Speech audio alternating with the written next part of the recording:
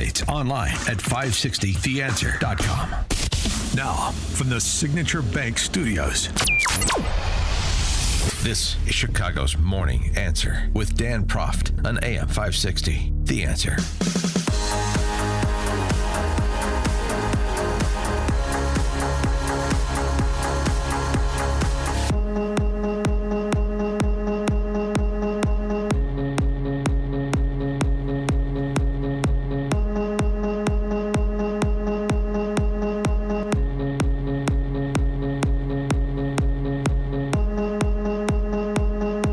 Top of the morning, Dan Proft here. So on the ceasefire extension that was open-ended at first at the behest of the Pakistanis and then curtailed, reportedly, to more like 3 to 5 days. If I were the Iranians, I'd think 3 to 5 days meant 1 to 2 days. But anyway, Caroline Leavitt had this to say about it.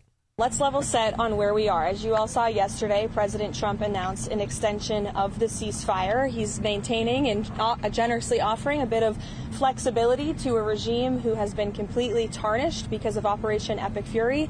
There's obviously a lot of internal division. This is a battle between the pragmatists and the hardliners in Iran right now, and the president wants a unified response. And so as we await that response, there's a ceasefire with the military and kinetic strikes, but Operation Economic Fury continues, and the effective and successful naval blockade continues as well of ships and vessels that are moving to and from Iranian ports. We are completely strangling their economy through this blockade. They're losing $500 million a day. The Karg Island is completely full. They can't move oil in and out. They can't even pay their own people as a result of this economic leverage that President Trump has inflicted over them. So he's satisfied with that as we await their response. And we will see. The president has not set a firm deadline to receive an Iranian proposal, unlike some of the reporting I've seen today. Ultimately, the timeline will be dictated by the commander-in-chief and the president of the United States.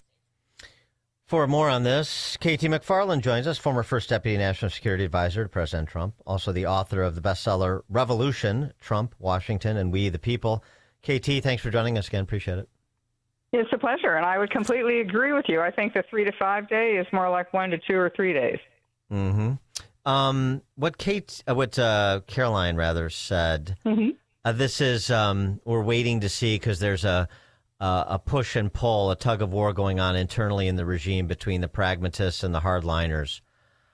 There are pragmatists involved in this? Well, I think, look, there are no moderates in Iran. We've been looking for them for 47 years. I think it's crazy and crazier. So who are we negotiating with and who has the power? There's sort of three, as far as I can tell, there are three centers. One is the foreign minister, and he seems the most willing to make a deal. And then there's the Speaker of their parliament, who's sort of in the middle. And then there's the IRGC, the Revolutionary Guard, who want no deal, no time, anytime, and want to play and do what Iran is very good at doing, which is to string these negotiations out. And, they'll have an agreement, and then they'll renegotiate the agreement, and then they'll break the agreement, and then they'll want to pause, and then they'll delay, and then let's have another meeting in a couple of weeks. And it's, wash, rinse, repeat. And I don't think President Trump is going to fall for this. And they also, offered a modest concession. I mean, it's an important one for now. Obviously, we don't want to see these protesters get executed that were scheduled for execution. So it's good that they gave them a reprieve, obviously. But the idea that is some, real olive branch, or that represents some genuine interest in striking the deal, or frankly signing on to the deal that has been given to them as an ultimatum, that seems unlikely, right? Yeah, I think that the Revolutionary Guard, the Revolutionary Guard is not just like a military. It's half of the Iranian economy. They were originally, 47 years ago, instituted. This is not the regular Iranian army. They've been actually left pretty much untouched by the attacks.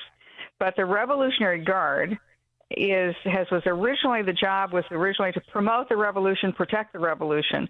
But over the decades, they've become like a corrupt mafia running Iran. They own 50% of the Iranian economy, something like 80% of the Iranian energy industry. And so these are people who may not have the revolutionary zeal that some of the mullahs do, but they don't want to give up their power. And I think that's why they're willing to bring the whole world to a halt so that they can have their power and they can have their nuclear program. And the only thing I would say is whether you like where we are or not, whether you thought it was a good idea for President Trump to do what he did, we are where we are. And this should be a proof to anybody who is going to, just sort of, ho-hum away Iran as a nuclear weapons state. Look what they're willing to do with the oil and the Strait of Hormuz. Can you imagine if they had the blackmail capabilities of nuclear weapons? Yeah. So maybe we shouldn't have sitting senators cheerleading the erroneous report, it turned out, of Iranian vessels evading the naval blockade of the Strait, like Senator Chris Murphy did. Correct, and the blockade is holding. What he's done is he's taken Iranian. So the IRGC puts out talking points, and he's taking his talking points from the Revolutionary Guard, the pro-nuclear weapons guys in Iran. Right. Yeah. Right. No. That's where that party is right now. That sort of sums it up. The options that Trump has. I mean, what's you know him, and what's his calculus now when it comes to resuming the bombings, any sort of contemplation of special forces to retrieve the enriched uranium? What is he thinking, do you think? Well, he's got all the options he needs. We have twice as much firepower as we did even a month ago now with a new third carrier strike group in the region. And there are several options he could do. He could flatten, literally within a few hours' time, could destroy the entire island of Karg Island. And that's where all of their oil goes into ships. He could take military. I don't think he's not the guy who wants to have an occupation or a full-time military invasion. You could see under certain circumstances maybe an international group going in to look for the, quote, nuclear dust if the Iranian regime doesn't cooperate. But I can't see how the Iranian regime continues much more than 2 weeks without complete collapse. And here's why. They're losing $500 million a day in revenue. So it's money that's coming in, the consumer goods that are being shipped into Iran, they're not happening. So inflation is occurring, high inflation, rapid inflation in Iran. And then all the money that Iran makes from putting oil out into the world and selling it as an exported commodity, that's not happening. So they're losing billions of dollars a week, which they don't have. So they're soon going to run out of money to pay their military, for example. And then the reason the clock ticks, even if they were willing to put up with the pain for another couple of weeks, the way the oil moves is it comes out of the ground in a well, and then it goes into a pipeline, and the pipeline goes to Karg Island, where it gets emptied into empty oil tankers, and then those tankers get filled, and then they leave on their merry way. Once you turn that off, once there are no empty tankers for the pipeline to empty into, the whole system starts backing up. And it's got about 2 weeks, now maybe 10 days of slack time in it, at which point it backs up and it floods the pipeline, it floods the wells. They could turn off the wells, but to do so is an enormous damage to the wells. If they lose that Karg Island capability, then it'll take them 10 years to rebuild, and they'll have no income coming into the country to pay for the rebuilding after the war.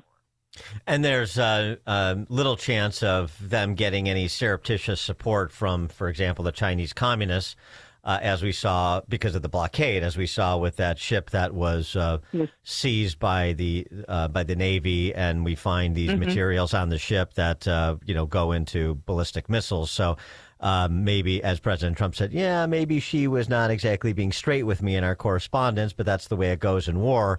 But clearly, so that's discovered. So that probably discourages significant support, and thus no outside help is coming for the Iranians, or can, frankly. Yeah.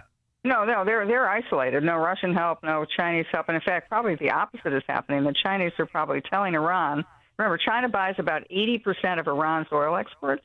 They're probably telling Iran, look, settle this thing. Our economy is at risk. The Chinese economy is at risk. We're going to have to shut down our factories.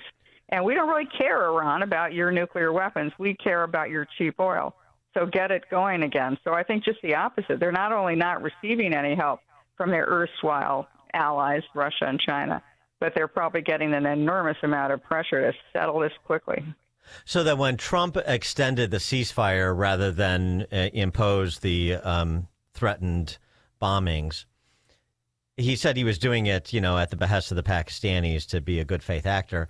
But maybe he was doing it not because of that, but because he believes what you believe, which is between the impact already of the military campaign combined with sort of economic fury and the blockade. This is a regime, whatever the composition is, that can't last very much longer. So rather than make the transition that much more difficult by knocking out more infrastructure, let them fall under their own weight in a couple of weeks. That seems more like a President Trump move, using economic warfare as opposed to military warfare. He knows, and particularly if you listen to Scott Bessent, the Secretary of the Treasury, the kind of things he's been saying in the last 2 or 3 days, it looks like that's what they want to do. They want to have the Iranian economy collapse of its own weight rather than having to do a lot of destruction on where we take military action to destroy things. Really, Iran will just it'll implode. It'll implode on itself. And maybe that's not even enough. Maybe at that point the IRGC says, we don't really care. We've got the guns. We'll just kill everybody. But at a certain point, 93 million Iranians are going to say enough is enough. That's the gamble they're making. Interesting, or possibly making. And with respect to regime change, even though I know it's not on the must-have list, but certainly that's a desired outcome. Do we have? I mean, this is the question everybody's wrestling with, but do we have any more indication of where any sort of organized opposition or the prospect of organized opposition could come from that would actually intervene if there was a faltering, if there was a collapse, if there was even a more chaotic internal dynamic than is being suggested now? We can make some guesses about where it would come from. There are various ethnic groups. There's, as I mentioned, the Iranian army, the professional Iranian army, which predates the revolution. They've been left more or less intact. But I'm assuming, and knowing the president, knowing how he operates, and certainly knowing what we've seen demonstrated by the Israeli intelligence services, they know who's there, and they know who they can work with. And I don't think anybody should be broadcasting who those people are. Let it all happen behind closed doors.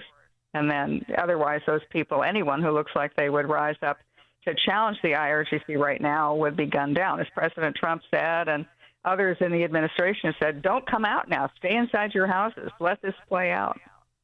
Yeah, another indication that the gamble you suggested is the one that they're taking.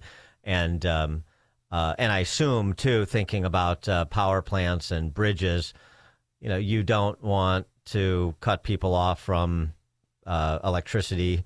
You don't want to turn the lights out because that creates potential refugee issues. Yeah. The civilian, these structures open the possibility of collateral damage, civilian casualties, and that could be a bad look, right? I mean, these are the concerns.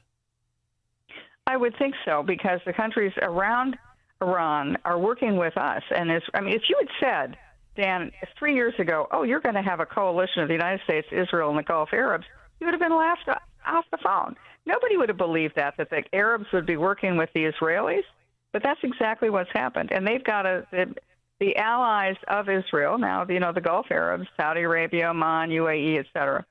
They would be at risk of refugee problems. But remember, their oil is not getting out of the Gulf either, not because of the United States. We would happily let ships go to Saudi Arabia or to Iran, Oman, and come back out. It's the Iranians who are stopping that shipment out. And